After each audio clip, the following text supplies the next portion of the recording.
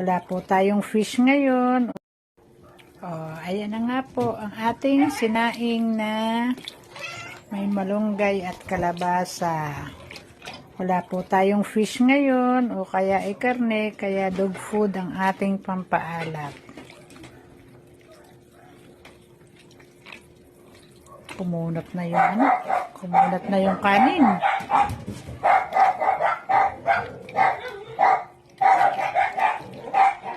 Hahaluin po natin to at papantayin natin mabuti bago ibigay sa ating mga doggy. Go.